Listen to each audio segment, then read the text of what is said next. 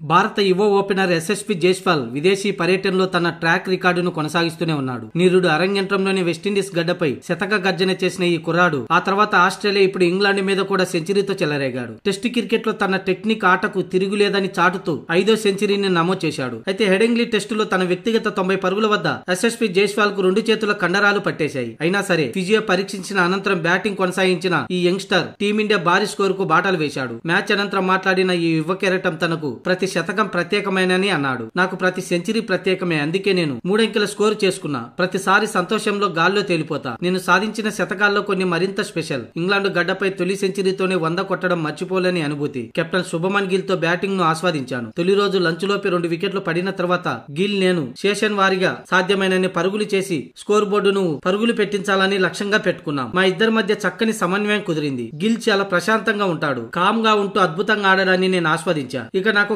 కండరాలు పట్టేసినా సరే జట్టును పటిష్ట స్థితిలో నిలపాలనే ఉద్దేశంతోనే బ్యాటింగ్ కొనసాగించాను. తొలి రోజు 350 పైగా కొట్టడంతో మ్యాచ్ పై పట్టు బిగించే స్థాయిలో నిలిచామని ఎస్ఎస్పీ వెల్లడించాడు. కాగా ఇంగ్లాండ్ పర్యటనలో భారత కుర్రాళ్లు బ్యాటింగ్ పరీక్షలో విజయం సాధించారు. హెడింగ్లీ వేదికగా జరుగుతున్న మొదటి టెస్టులో ఆతిథ్య జట్టు బౌలర్లు స్వింగ్ పేస్ కు ధీటుగా ఎదుర్కొన్న ఎస్ఎస్పీ లంచ్ తర్వాత 3 అంకెల స్కోరు సాధించాడు. ఆ తర్వాత శుభమన్ గిల్ కూడా 3 అంకెల స్కోరుతో 127 పరుగుల నాట్అవుట్ తో కీలక ఇన్నింగ్స్ ఆడాడు. ఇక వైస్ కెప్టెన్ రిషబ్ పంత్ సైతం 65 పరుగులతో రాణించడంతో తొలి రోజు ఏకంగా 359 పరుగులు చేసింది. 3 వికెట్లు కోల్పోయి భారత్.